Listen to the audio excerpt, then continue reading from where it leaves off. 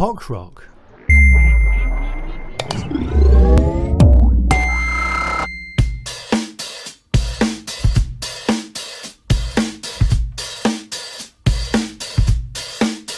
Welcome to episode 4 of the Fully Charged podcast. On this episode, Robert discovers the range in his Hyundai Kona has been grossly underestimated. I know. I'm 12,000 miles away. It's insane, isn't it? It's just bonkers. Anyway. That is ridiculous. I get a little excited about a press release. Yeah, very good. It was so press releasey. I've got to go have a cold shower. And I love my new car's dashboard. It just looks like you've got a Sinclair Spectrum sellotape to the dash. Before we head into the show, don't forget to leave us a 5-star rating and review on wherever you subscribe to this podcast. Follow us on the socials, Instagram, Twitter, Facebook, those sorts of things. And why not tell your friends about us on the YouTubes? Without your support, we wouldn't be able to waffle on and talk about nothing, or some stuff about EVs and sustainability. Lastly, thank you to all the Patreon subscribers. That means you and you over there. Yes, and you at the back with no clothes on. Onwards and sideways with the show.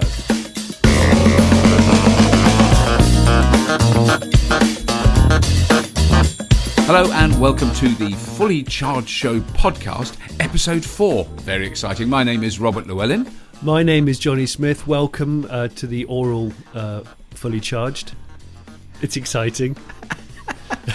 It is exciting. When you say oral, though, Johnny, you do mean you're spelling it that A-U-R-A-L or whatever the hell it is. Do you? I can't believe you have to ask. Come on. Yes, it's A-U-R-A-L. Of course it is. Yes. Yeah, the fourth podcast. You're still in Australia. I'm in Britain still. And it's not as cold today as what it has been, so I haven't got the fleece on. That's right. Oh, you've not got the fleece on. What about your dressing gowns? I saw those, very impressive. Yeah, I know. I'm not dressing gown. I saw those pictures, very impressive. Last time I had the dressing gown on, I had the radiator on full bore. That's very good to know. Because at the moment I'm very hot because I'm in a very small room in a lovely house in Queensland that I haven't been in all day, and of course it got quite close in here. So there is an air conditioner on, but I hope it isn't making a big noise because it's making it bearable because it's very, very hot. It's been a very hot. Well, of course it has. It's Australia. I was going to say, when is it ever cold? I mean, it's quite warm. Well, I think in the winter. I've never been here in the winter, but I've seen pictures of people I know in Australia with like jumpers on, not coats, but jumpers. No, and they think it's freezing. And the temperature goes down to like 20, 25, and they're all going, oh. But we're not here to talk about weather or the Antipodes. Although there's some I've actually done some really good interviews I say good interviews. I've interviewed some really intelligent people since I've been here. The interviews have not been very well conducted, but some really good stuff. One of which I've just sent over a podcast possibility. We'll see if it works. Really interesting conversation with someone in the renewable energy industry in Australia, of which there is a very large one, which a lot of people outside Australia might not know, but it's a big component of the Australian energy market is renewables. I was counting on how long it would be before you did an Australian accent, but I like it. It's fine. I've just been out for a Thai meal with my mother-in-law and a load of relatives, and it's so hard not to do an impression of Maureen. She's an amazing woman. Well, why don't you introduce this first news piece as Maureen? As Maureen? Yeah. Okay.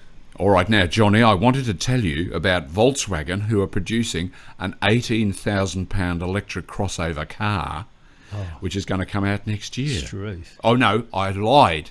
Not next year, 2023. Yeah, it was so not next year. Actually, 2023. Well, this is interesting in that obviously VW are wheeling out a lot of headlines, EV-related headlines at the moment. Yeah. As you in a bid to win over the world's trust again.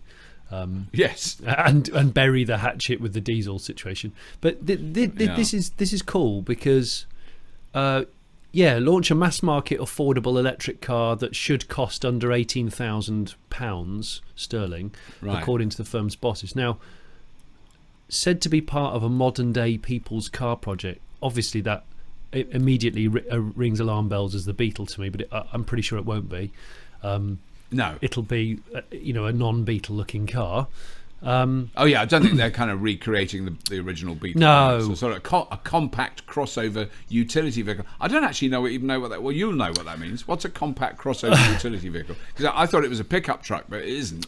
Because a utility vehicle in Australia is a ute. Yeah. Like a pickup. No, I wish it was. It's not a ute. A crossover is like a high-rising hatchback that apes the aesthetics of a sort of SUV, but is really just but is much smaller. It's much smaller. It's typically two-wheel drive and doesn't have off-roading credentials, but it has the high driving stunts that people seem to want, and it looks a bit more chunky. That's the long and short of it. Yeah. So it'll be that, and I guess if it's arriving around about 2023 at the latest, or 2024 at the latest, as they say. Then it will come off the back of the ID will have been out by then, and the ID Buzz will have been out by then, and the ID Cross. Unless this is the ID Cross, who knows? Because the ID Cross wasn't a crossover concept. But, looks quite luxurious. So who knows? Let's read this. Product strategy head Michael Yost with a J, I think I'm going to say. Very good pronunciation, yeah. Yeah, he said it'll arrive 2023 or 2024 at the latest. It's a compact 5-seater with a raised ride height. And exterior dimensions similar to the existing combustion engine T-Roc. Okay, that's that's a car in their range right now. The T-Roc's quite a cool looking thing, actually. Yeah. Okay, now I know what it looks like. Okay, or what it is like. Yes. Forming part of Volkswagen's upcoming lineup of ID battery-powered models that will kick off with the launch of the Neo hatchback in 2020. Is that what they're calling? Is the ID now been renamed the Neo? Yes. Is that going to be the one that I drove in South Africa? Exactly. Right, it'll be the ID is the umbrella sub brand of VW, the electric umbrella. And within that, the Neo is the thing you drove, which will be the first model. Right. I've missed the bit of news where they named it. Well, where they named it the Neo. I don't know where it's kind of, they did it quite quietly, and no one really cares about the name. They just care about the car. No, because names are getting sillier and sillier anyway, aren't they? Yeah. I think the only people that are sticking to their guns with sensible names are people like BMW, where they still just do numbers and letters. Have numbers, yeah. So it's not like you can criticise an X5. You just go, oh well, it's just an X5.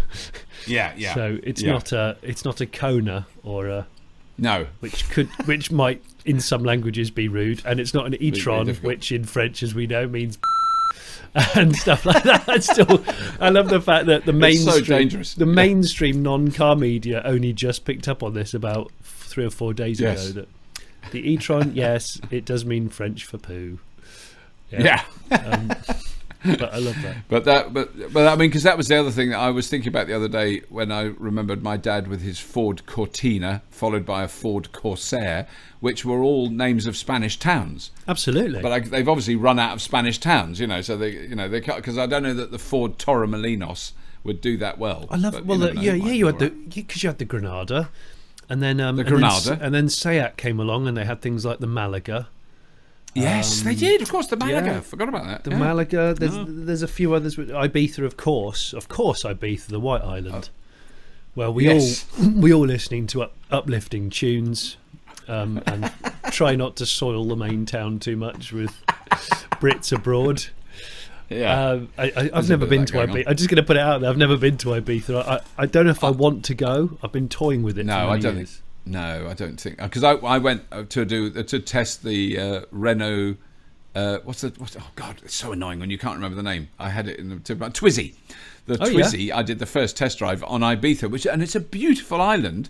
Yeah, it is unspoilt, the whole of the. But then I came over a brow of a hill, and there was a massive row of massive tower blocks and nightclubs and music that I could hear even when I was driving along in the little Twizy. So I did see that bit. But yeah, the rest of the island is very cute. Yeah, it was very nice. I hear this a lot. Yeah, there's a good Ibiza and there's a naughty Ibiza. Yes, yeah.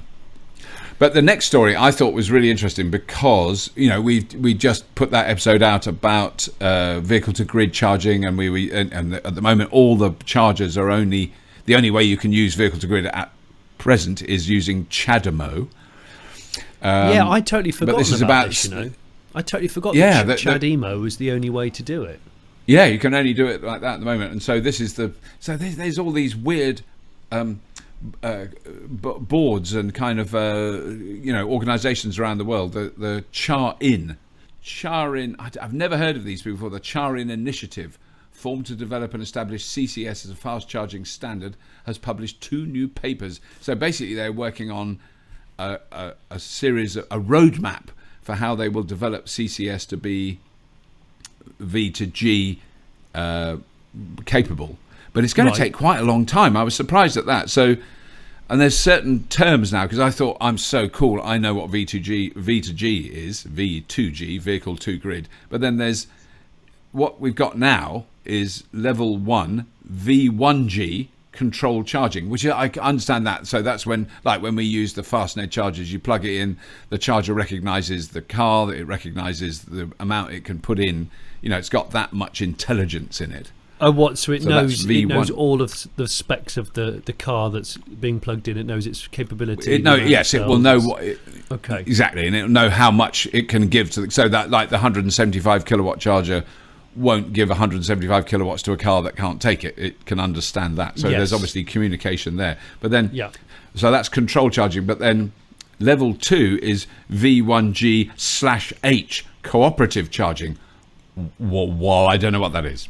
I'm not going to lie. I was just V1G/H cooperative charging. Cooperative. Yeah.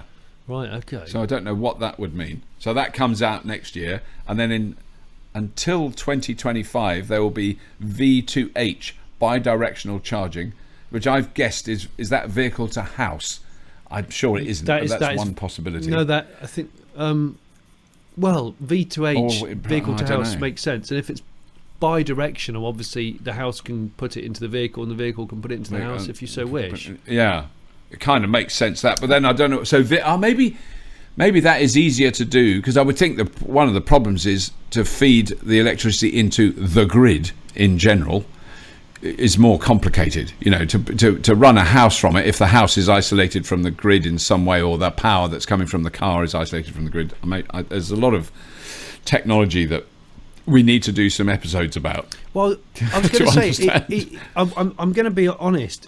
This is the V2G subject is one that I know less about. I'd like to know how many people actually are using it at the moment. What is the current uptake? I know it's in its infancy. But it's basically, I would say none, or there might be a mad engineer we haven't met yet who's rigged up a vehicle to grid system in his house. The unit that you can get from Nissan, that I don't know that they'd even sell it to you, but there is a unit that could be put in a house that it's about £6,500–7,000. Nobody's going to do that yet. I've seen it. Got to get a lot cheaper than that. Yeah, so they do exist. It's not even new. That must be 6-7 years ago. I made a hot toddy in Scotland by boiling a kettle, and all the power. Well, like we saw with the Scion Motors, Sono. That getting power out of the car is not. They've done it in a much. I like the way they've done it, but. They've done it in a great way, around for a while. You can be out in the middle of a forest. You can just boil your kettle from the nose of your own car. Yeah, that was just so cool, wasn't it? It is so cool. Yeah. I can't wait for that car, actually. No, it's fantastic. I'm really looking forward to it. Yeah.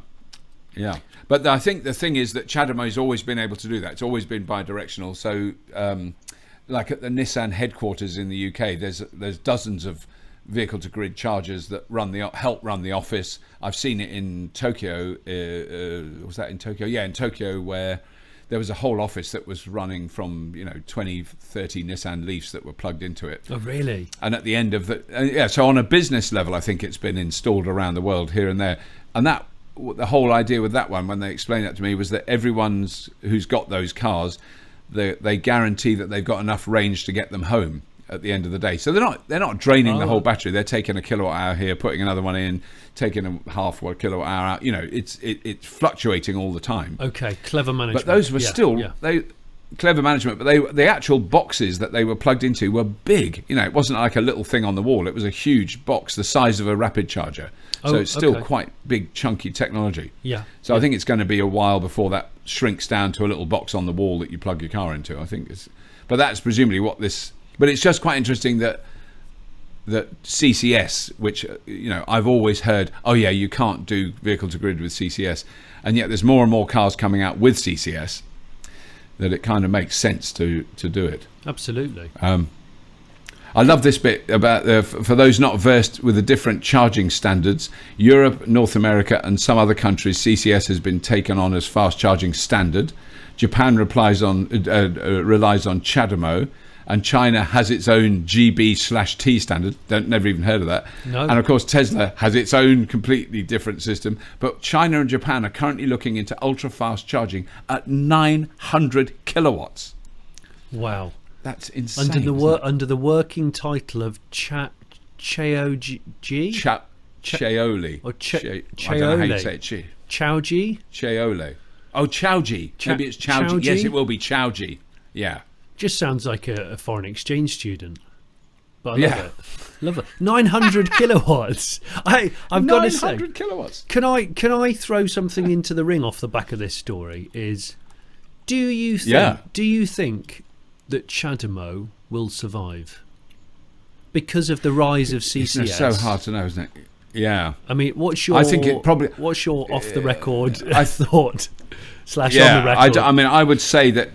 Yeah, I would say we're going to see less and less vehicles with CHAdeMO in Europe and North America. Yeah. But it might survive in Japan. They might have, because it's not that big a deal to build a car with CHAdeMO for the Japanese market with CCS for the European market. If you're a Japanese car maker, it's not that big a deal. And I mean, the new Tesla Model 3 in Europe will have CCS. Yeah, so you'll be able to use a CCS charger directly into it.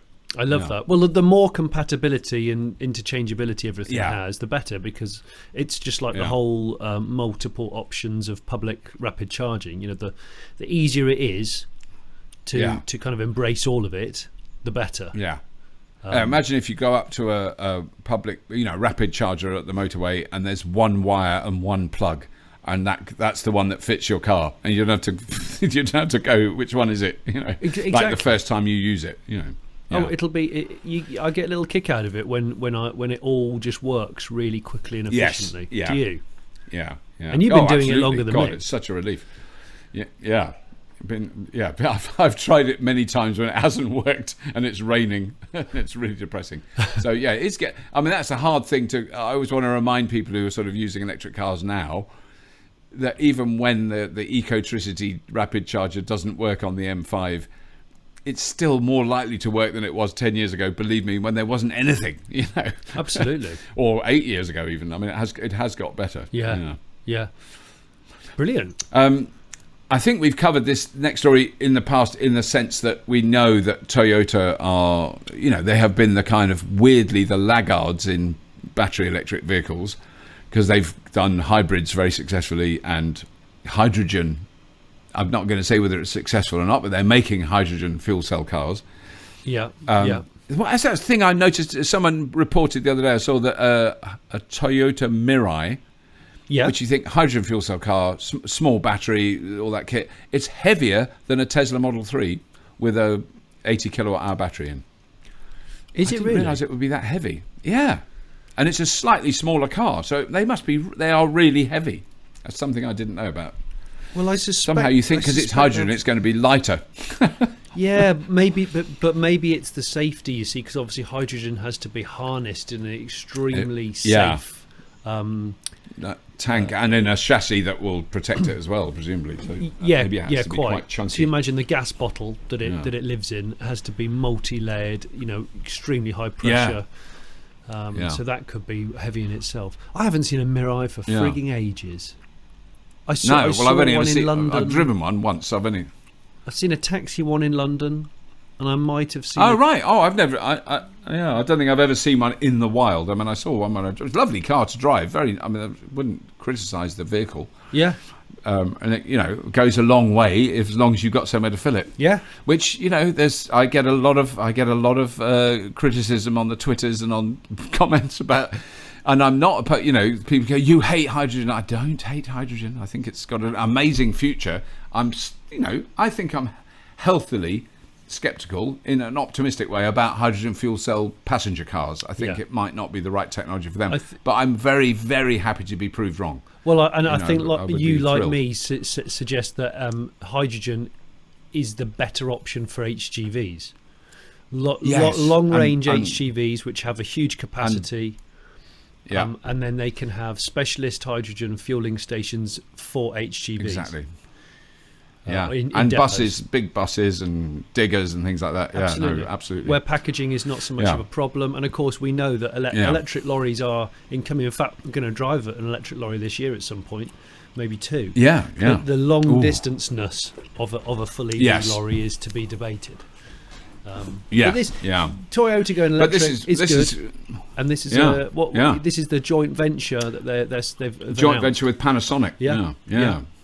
So that's 2 fairly big, chunky companies putting in a serious amount of development and money and engineering, manufacturing, procurement, management-related, and automotive prismatic lithium-ion batteries. Which we're also going to have to admit we're not exactly sure what that is. A prismatic lithium-ion batteries. All right. Okay. I don't know. Yeah, okay. And solid state batteries and next generation batteries. Next generation. So there's 2 very big companies. 51% stake for Toyota, 49% for Panasonic. I expect they tossed a coin for that because they're both quite big companies. Yeah. Yes.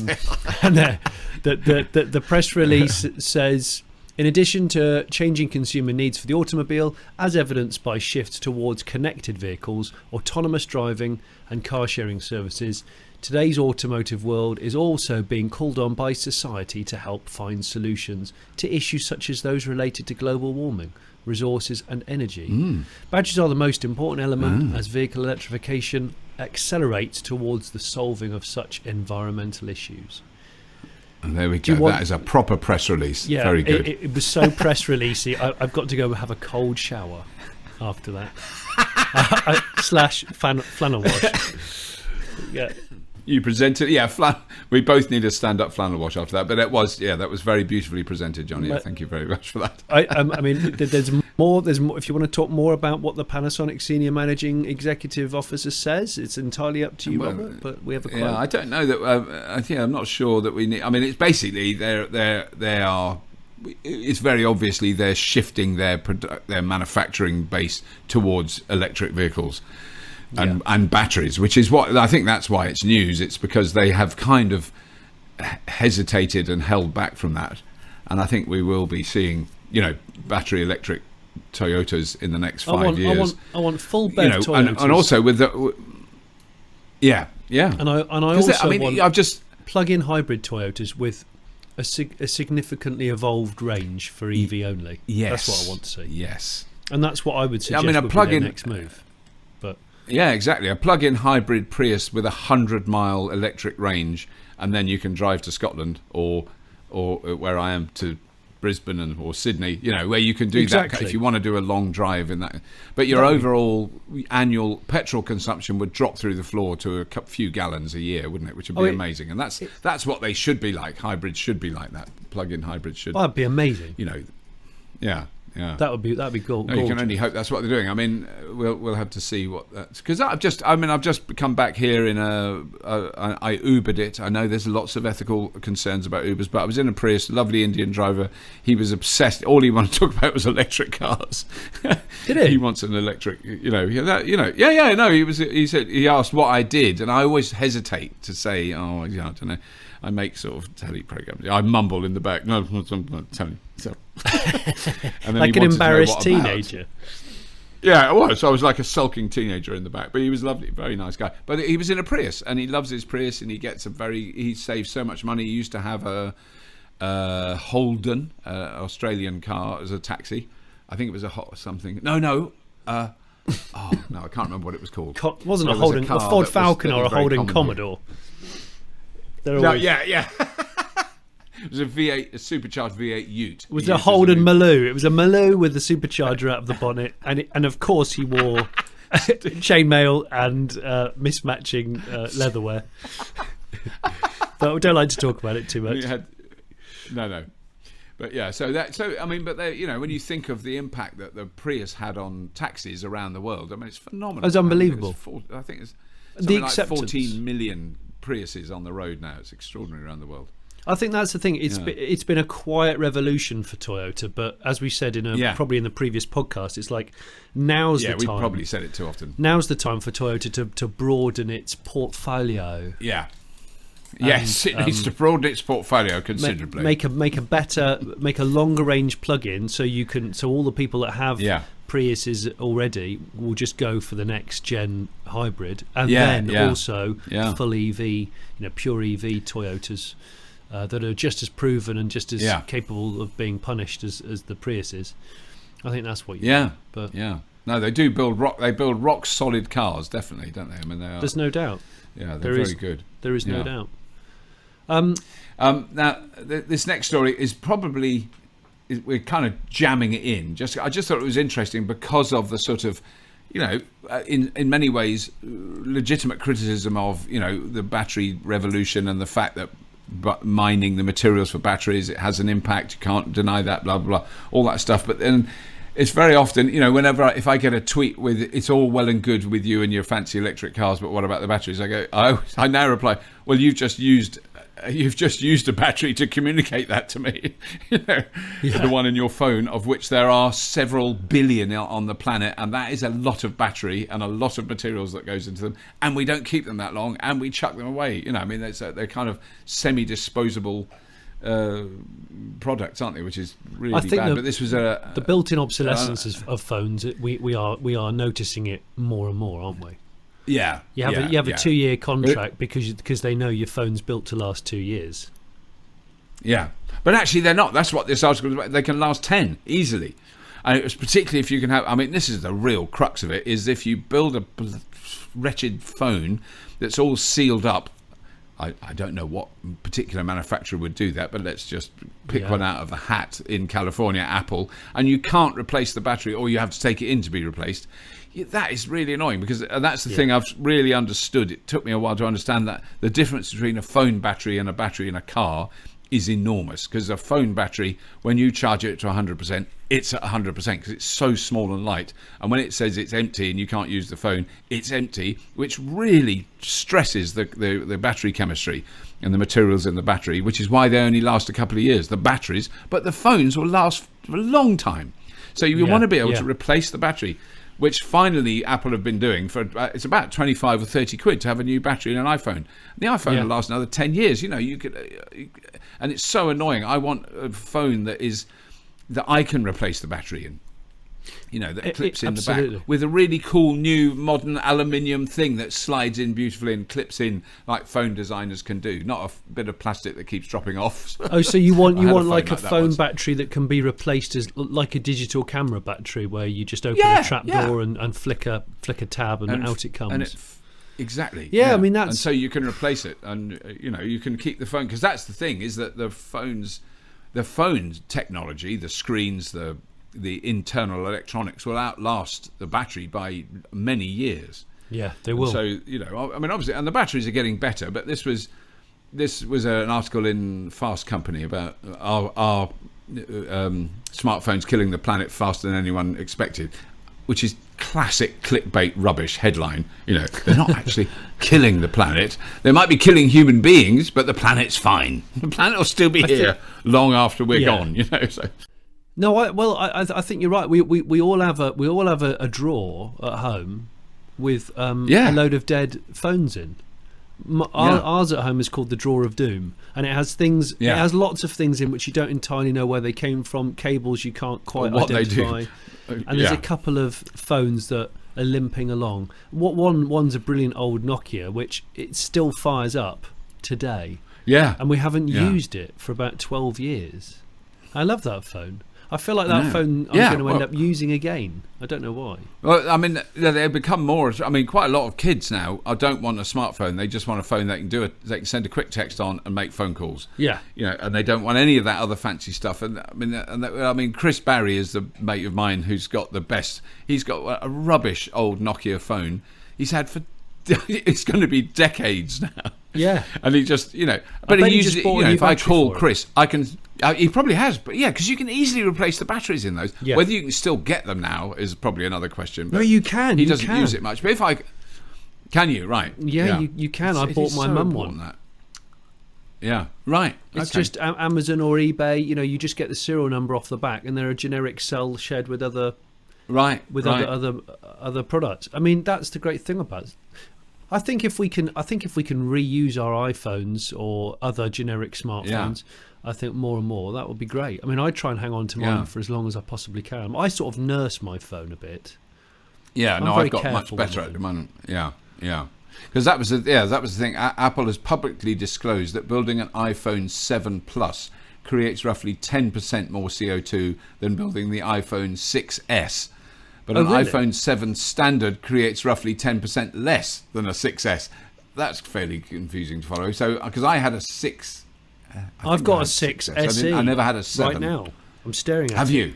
Right. Yeah. That's very good. And everyone says what have I got? I don't even know what mine is. Well, people say, it looks old because the screen's small and it's got like sharp edges. Yeah. I'm like, but that's what I want. I want a phone that I can still fit in my pocket. Yeah. That's quite strong. That's what I want. Yes. I'm still on the original screen after 2 years, and I'm not smug about it at all. Wow, I'm impressed. I'm just careful. Yeah. I've got very gentle hands, Robert. Very gentle. Yes, you're a very gentle gentleman. I'm so gentle, honestly. I stroke it when I'm using it rather than just smacking it with a finger. Yeah, I'm stroking. Anyway, it's not that relevant. This was the thing that really depressed me was this guy Lotfi Belkir, who did this study that this reports about, stated that based on our research and other sources, currently less than 1% of smartphones are being recycled. Because there is a way of recycling all of them. Apple have very proudly shown the robot that takes old iPhones to bits and uses all the components. But if that's true, 1%, then there's there's millions of drawers of doom around the world. There are drawers full of chargers and phones, which is terrible. So I mean, what do we do? Do we have a bit of a clear out and go, right? What do we need to do? Do we sell some second hand to people? Do we put new batteries in them and give them to our our nephews? Do you get whatever? Because I don't try. If I gave them to, I don't know where you give them, but if you gave them someone and they said, "Oh, we'll recycle them," you just think they're just going to chuck them in the bin. I don't necessarily believe they will, because it's quite a complex process. I'm sure stripping out all the materials in them. Yeah. Yeah. Oh, look, the researchers have found that smartphones with larger screens have a measurably worse carbon footprint than their smaller ancestors. I know. Oh, that's interesting. Yeah, because I feel exactly. You've done the right thing. I feel so guilty, but I've got an iPhone 8S, which has a screen that you can land a helicopter on. It's so enormous. So it's really, really. But I mean, I handed my last one to my daughter. My daughter's got one of my old ones, and my son's got my other old one, and they're both still working. So, but all you need to do is gift them a new battery and then just crack on. Yeah. But they don't. I mean, the good thing with my son is he doesn't. He says the best state for a phone is switched off. That's what really? So he turns it off a lot. So he doesn't like them. He's very he doesn't do any Snapchatting or Instagramming. Well, he doesn't do all that. Well, maybe he's too cool. He's living in the now. He's looking around rather than looking down. He lives in the now. I think he's an inspiration to us all, potentially. Can I just add, the end of this smartphone story, one thing that I have thought about with smartphones is, the number of new cars I get in to test, and they're harping on about the huge infotainment screen, and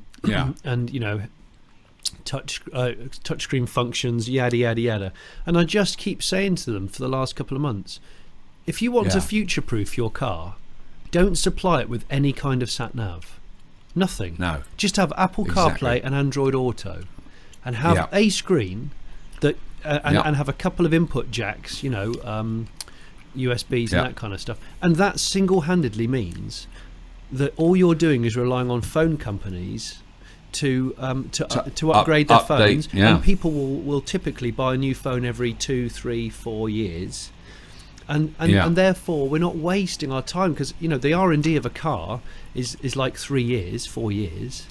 The sat nav kind of technology is almost at the back end of newness when it comes out. It's not as current as it should be, and then when the car goes onto the second-hand market, it just looks like you've got a Sinclair Spectrum sellotape to the dash of what is a really good car, and you're like, but not only that, is they charge a lot of money as a sat nav for an upgrade, for an optional extra, and you just think, I don't want it. Like, my missus has a new car. She's never used the sat nav since she's got it. She just plugs the phone in and uses Apple CarPlay and uses the nav. And it's like, why don't manufacturers realise that that's the best way to future-proof a car? Am I the only one who's thinking this? I don't know. No, I don't think you are. I think it's a very common thought. And I've been using sat nav. Just Google Maps in Brisbane, because Brisbane's quite a complicated town to drive around. Really easy. Just stuck it on. I've actually, because I've got a camera mount with me for it's filming in the car. I've just adapted it to hold the phone. I'm like an Uber driver. You are like an Uber driver. It's really good. Have you got three different types of air freshener? I should have. No. Because and the Fusion is a little bit uncomfortable. So it's like, I've got roses, new car smell, and cinnamon all thrown into the same cabin. It's a bit much for me. I can't handle that. Yeah. I do not have that, which is a shame. What kind of music would you listen to if you were an Uber driver? I could see you with a Hawaiian shirt on, a nice traditional Hawaiian shirt. I think possibly it would be classic West Coast rock from the mid to late 70s. Are we talking Eagles? Yeah, Steely Dan. And what would you be in? Allman Brothers. I'd like you to be in like an FCX Clarity, and you're constantly wary of the fact that you don't know where the hydrogen is, so you're a bit twitchy. So although you're in this amazingly modern car, which it's always a talking point for people because they're not sure what it is. Of course. And you're listening to Steely Dan live, never the album versions because you've done those to death. Right. With your Hawaiian shirt on that's unbuttoned a little bit more than it ought to be. That would be me. I'd love that. You basically just painted the picture of my life. Is that you in about 5 years' time? I think that's going to be great. Yes. Okay. And my wife decided she wants to work in Bunnings, which is the equivalent of. Sorry, did you just say big warehouse that sells? Is this double N or double Bunnings, M? it's called. No, double N for nuclear. I thought Bunnings, not double M. I thought it's like. I thought you said double M. I'm really sorry. So sorry. But it's like the equivalent of Home Base. So it sells DIY stuff, gardening stuff. She wants to wear the uniform and work in Bunnings. So I'll do a bit of Uber driving in a Honda Clarity. Well, you do that, and I have to say I've always really admired the brown UPS uniform. I think it's awesome. The brown with a bit of yellow. It's very, very stylish. It is. I love it. I love it. That's similar to the Bunnings outfit. It has a similar theme. Well, I'll do UPS in one of those electric converted Mercedes slide door lorries, and and you do your FCX Clarity Uber work, and we can still do podcasts. It's fine. Yeah, no, absolutely. We'll still meet up. Don't worry. Yeah. All right. Next piece of news on the agenda, Robert. I thought it was just in fact a press release I got sent by Fastned, who are on a very recent episode, because we use those 175 kilowatt chargers. They had to turn them all off because there was a safety issue, which I think affected a lot of chargers in the United States recently. There was a safety issue regarding the high-powered CCS chargers. It wasn't the charger machine, it was the actual cable. They were liquid-cooled cables, and I think there was some sort of safety issue. So they sent this thing that they've had to switch off all their CCS outlets for 175 kilowatt chargers because of a potential safety issue. As you can hopefully understand, safety always comes first. There we go. You see, Fastned, they like safety. But in the last days, the manufacturers carried out additional tests to exclude this possibility. So it's obviously they're okay. they've been switched on again. Sorry for the inconvenience. But I just thought that, because I'd heard all these stories about all chargers in America have been turned off, and then you look at it. Now, it's not all of them, actually. It's just the very few. It's just of these new high-powered ones. There's clearly going to be teething troubles with it. Yeah. Well, I think that Fastned have obviously, the experiences we've had from the rapid chargers in Europe with Fastned have been nothing but convenience and wonder, haven't they? And those liquid-cooled cables are amazing. They really are chunky pieces of kit. You wouldn't want to pay for those. I wouldn't want to think. No. You don't want to be one of these people that chainsaws them off near, like people that steal railway cabling next to railways. I've heard theft of heavy-duty cable is quite common. It's quite common. I don't know if it still is. There was a sort of spate of it because of the price of copper was so high. Yeah. Yes. And there's miles of copper wire lying by railway lines. I've not actually heard more recently if it's still going on. I'm sure it does in some places. Not so commonplace though. I wanted to just quickly add in Ford F-150 electric pickup truck. Oh yes, it's been in the news. The spy shots. Yeah, some spy shots of an F-150 pickup truck, which is, for people that don't live in America, the F-150 is the best-selling vehicle in America. Actually, it's been for many years, and it's definitely the best. It's extraordinary, isn't it? Yeah, they sell. They were selling 1 million a year from memory, which is I know, isn't it? Yeah. I mean, we say it in a blasé way. 1 million pickups. That's just one make, one model. Yeah. And there's a plug-in version that's been spied and photographed in semi-disguise, charging in the States. But I can't wait for it. I'm looking forward to it a lot, and I suppose we're going to have to mention Rivian again. Maybe the Rivian limelight stealers have definitely spurred this on. I don't know, but it's very hard to think. It's because that got so much press, and I always think, they won't notice. They're busy doing something else. I think if you work in Ford in a kind of management capacity, you do notice things like the Rivian launch. Those are the sort of people who do notice it. Going, oh God, everyone is talking about this car. What's going on? Oh, absolutely. And so you should. Like Ford have got such a good history, but they are somewhat quiet when it comes to plug-in stuff. So bringing out a utility vehicle like an F-150, which is now aluminium, it went from being steel all its life to aluminium maybe 2 years ago. I didn't know that it was aluminium. So it's a really good truck, and I've actually I've had a ride in a couple of them, and they're pretty fine trucks. I mean, the bang for your buck is exceptional. So, a nice double cab one of those with full EV propulsion would be amazing. So I'm hoping we'll get some more news on that soon. No news that whether it'll go into production this year, next year, or what. We'll hear more. We'll give you more news when we know it. And the other thing I wanted... More news when we know it. Yeah, and also staying in Murica, there's a really exciting project which General Motors have been piddling around with. And I first got wind of it at after the SEMA show at the end of last year, and it's called the Chevrolet e-Copo Camaro. Now, COPO is stands for Central Office Production Order, and it goes back to the sort of 1960s when, if you wanted to build a homologation special, or you wanted to order like a really weird one-off kind of derivative of production car, you'd go through the COPO.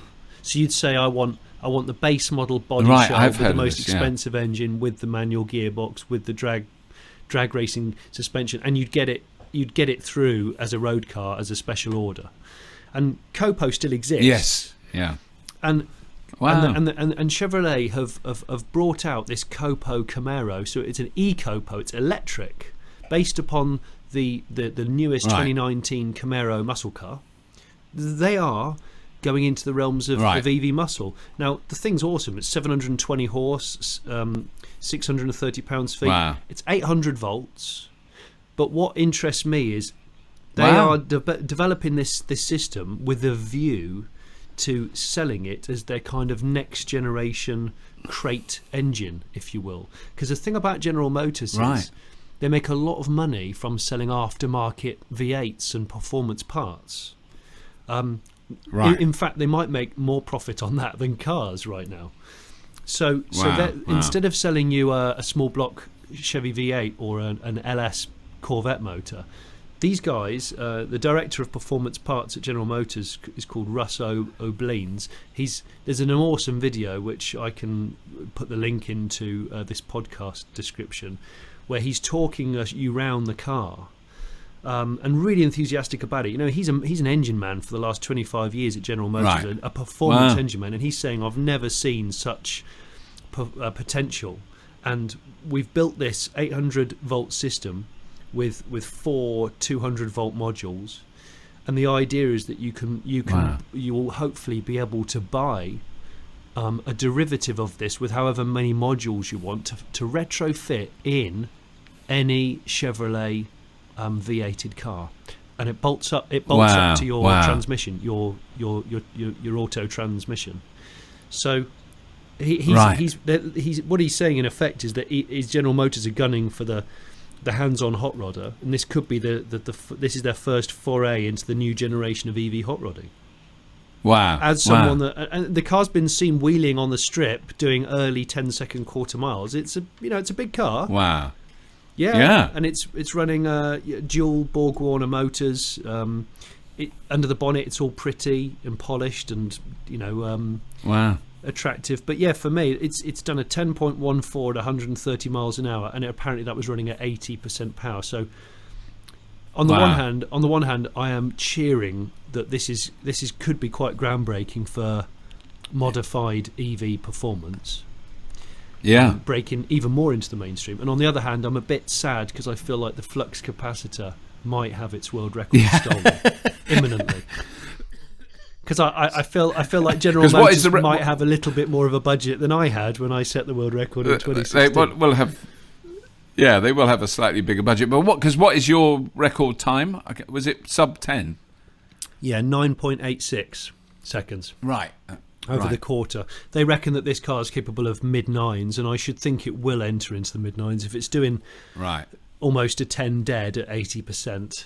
On drag radial tyres, crucially, not slick tyres, so DOT approved road tyres. I mean, it looks awesome. You must Google this machine. Yeah, I bet.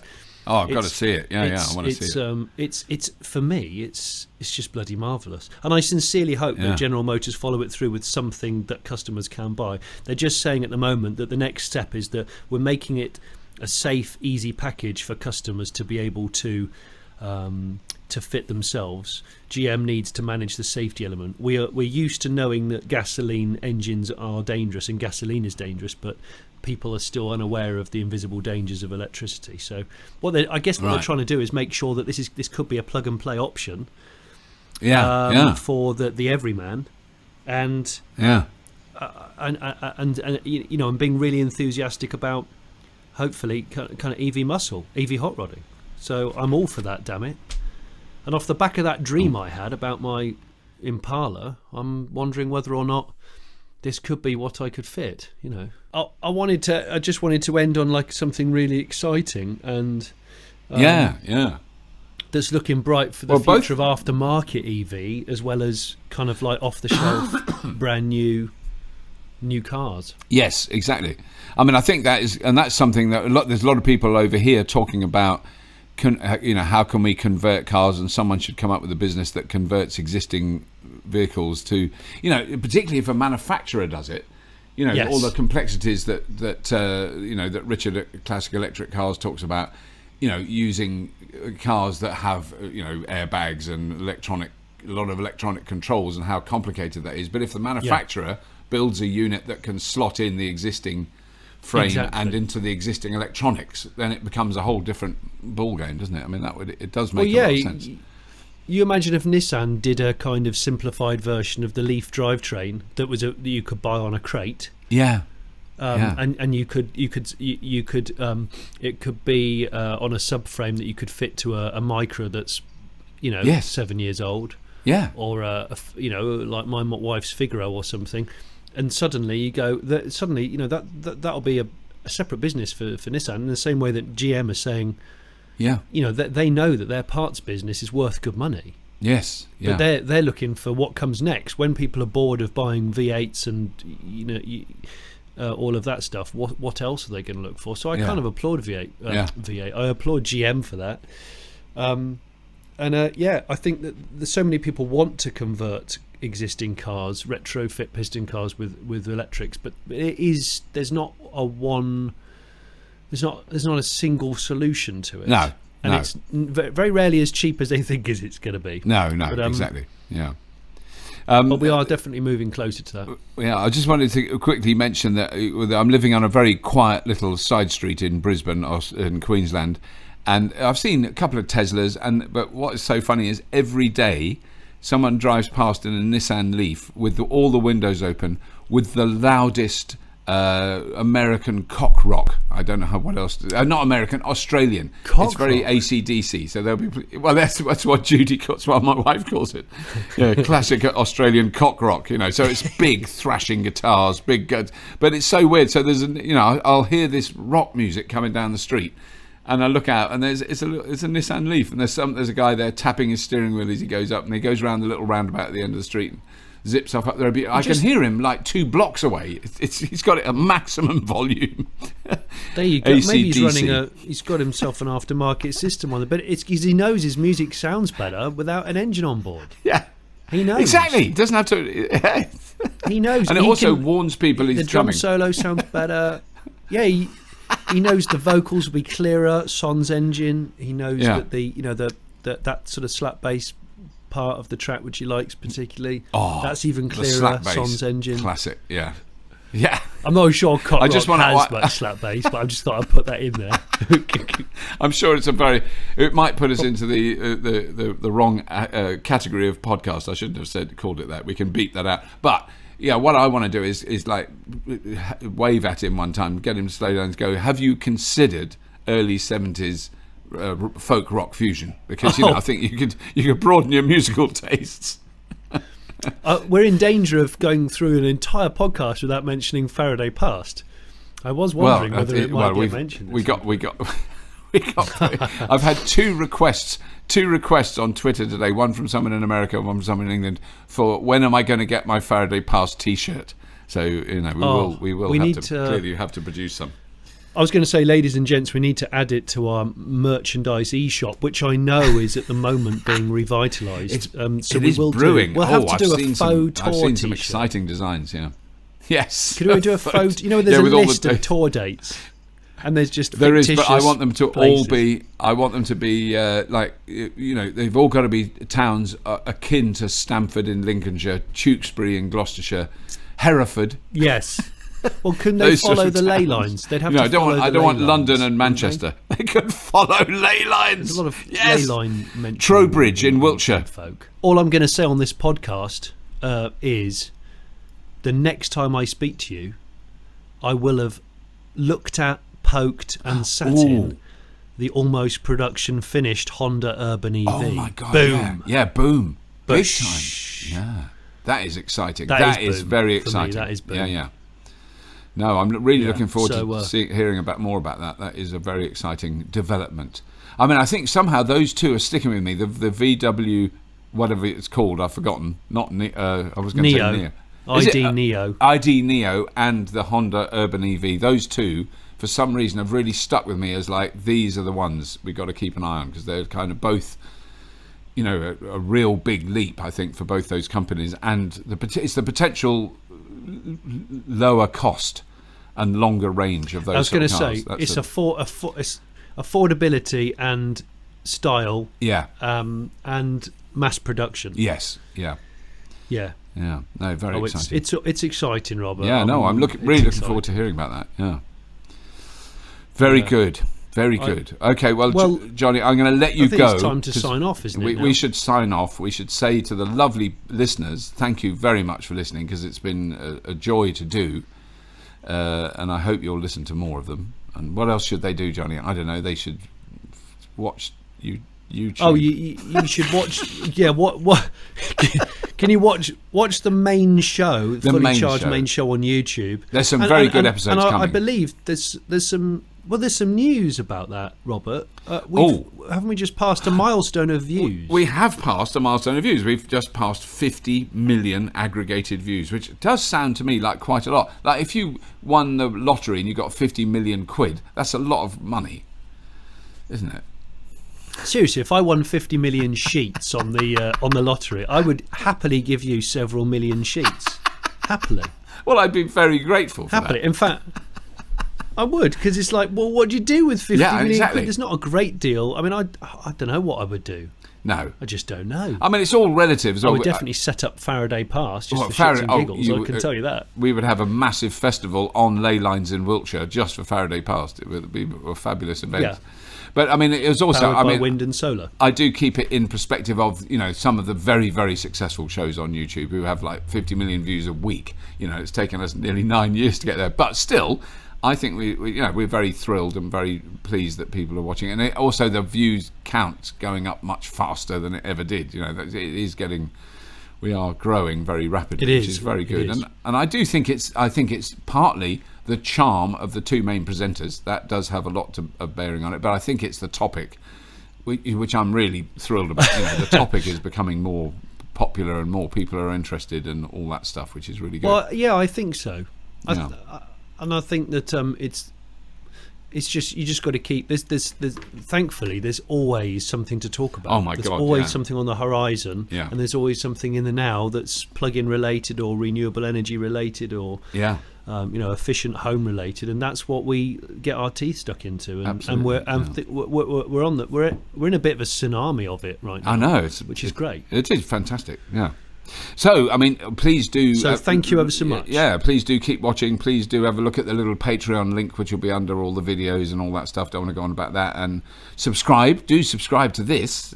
There's a lot of ways of subscribing. It's really easy to subscribe to podcasts. Even I can do it. Even I can do it. Yeah, even Johnny can do it. Both of us can do it. Click a like button. There must be a like button and all that stuff, and tell your mates and all that stuff.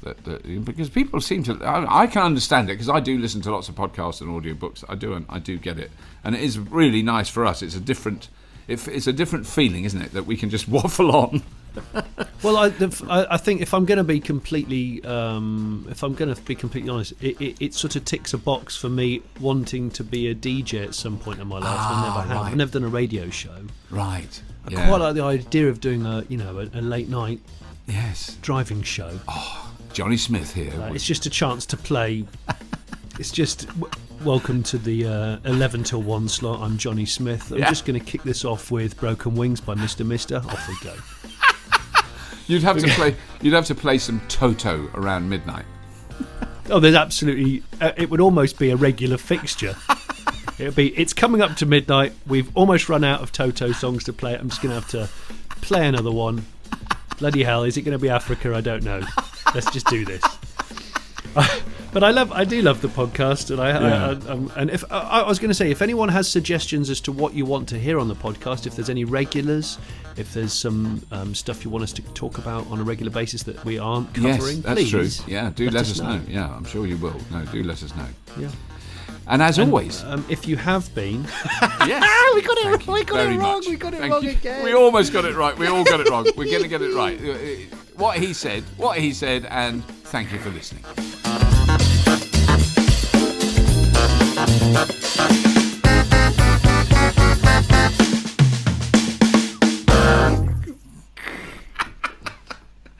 Bye. That was great. We're such a pair of flutes. Oh my God. Amateur flutes, that's what we are.